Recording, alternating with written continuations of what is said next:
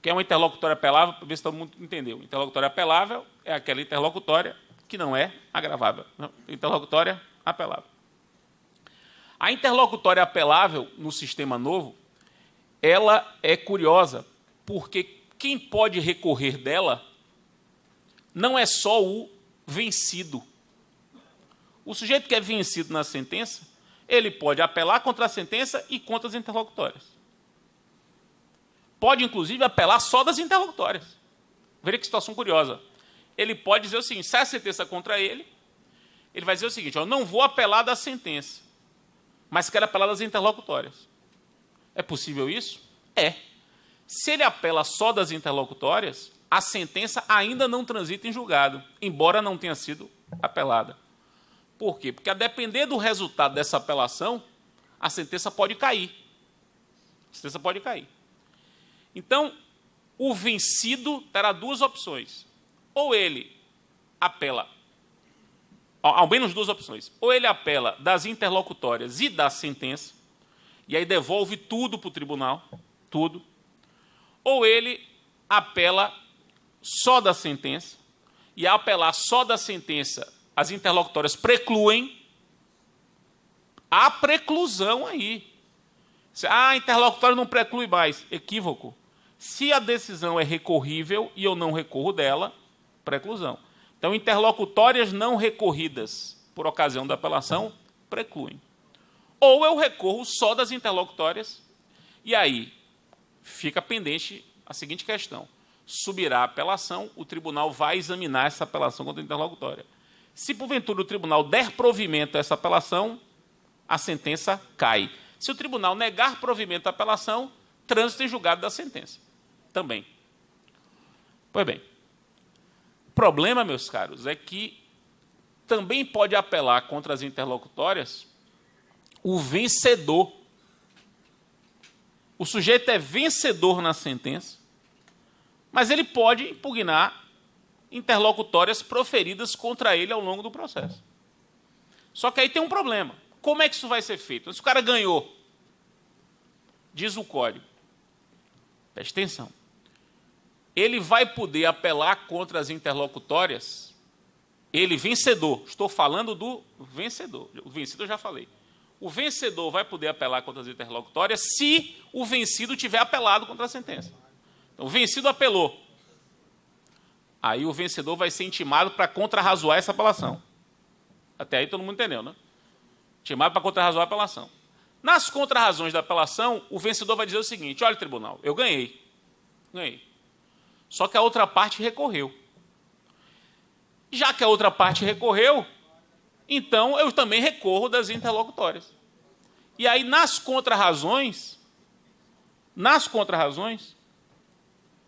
o sujeito vai contrarrazoar a apelação do vencido e vai apelar contra as interlocutórias. Só que essa apelação do vencedor, vamos chamar de apelação do vencedor, essa apelação do vencedor tem duas características. Ela depende da apelação do vencido. Se o vencido não apelou, não há interesse nenhum, não há razão nenhuma para o vencedor apelar. Então, ela depende da apelação do vencido, e aí peço atenção do tribunal. Ela depende que a apelação do vencido seja provida. Porque se a apelação do vencido for rejeitada, também não tem interesse nenhum para o interesse dele só existe se a apelação do vencido for provida.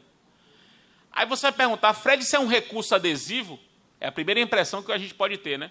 Essa apelação do vencedor contra as interlocutórias é um recurso adesivo? Não é recurso adesivo, embora pareça com ele. Não é recurso adesivo porque não pressupõe sucumbência recíproca. Repare que não pressupõe sucumbência recíproca. Ele, vencedor, é o vencedor da causa. O recurso adesivo pressupõe sucumbência recíproca. Aqui não. Ele foi o vencedor. Agora, parece com o recurso adesivo, por quê? Porque é uma apelação subordinada à do vencido. Ela é subordinada, de fato, porque ela só vai ter prosseguimento se a apelação do vencido for provida. Fred, isso não é muito complicado? É. Muito complicado. Não fui eu que fiz isso. Não foi eu que fiz. É só para deixar registrado. Porque eu só deixar registrado. O problema é que é a questão que foi posta, né? Ah, vamos simplificar. Vamos simplificar. Vamos acabar com o agravo retido, que, pelo menos no meu ponto de vista, nunca causou mal a ninguém. O agravo retido era um recurso, inclusive, racional. Não tinha preparo, não tinha instrumento. E a existência do agravo retido gerava para o sistema uma coisa muito boa. Quer dizer, o fato de haver agravo retido significava que se o sujeito não entrasse com agravo retido, acabava a discussão. E isso é bom, não é ruim. Ou seja, eu sou um fã do agravo retido, mas não, fui vencido democraticamente. Então, vamos tentar resolver esse problema. A apelação contra a interlocutória tem esse problema. Tem esse problema. Você cogitar uma apelação do vencedor. Uma apelação do vencedor subordinada à apelação do vencido. Você cogitar uma apelação do vencido só contra a interlocutória. Portanto, uma apelação que torna a sentença sob condição. Tudo isso a gente vai ter que trabalhar. Vai ter que trabalhar. Problema número 1. Problema número 2. Vamos agora falar das interlocutórias agraváveis. Porque primeiro eu falei das interlocutórias não apeláveis, né? Agora vamos falar das interlocutórias agraváveis. O que é uma tragédia? Na minha concepção. Na minha concepção. Eu só vou deixar isso claro. E aqui eu estou falando do texto da lei. Sem nenhum... Não tem nada pessoal aqui. Todos são meus amigos pessoais.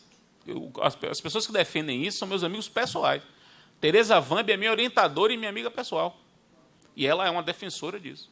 Mas aqui eu estou só fazendo a minha análise. Eu achei uma opção horrorosa. Horrorosa. Vou tentar explicar por quê. O artigo 1015 do Código, estabelece as hipóteses de interlocutórias agraváveis. Vamos lá. Sucede que o parágrafo único desse artigo 1015 cria uma situação curiosíssima. Acompanhe meu raciocínio. O 1015 tem 10 incisos, decisões que podem ser impugnadas por agravo de instrumento. E no parágrafo único diz assim: sucede que, em execução, em liquidação, em cumprimento de sentença e em inventário, nesses 4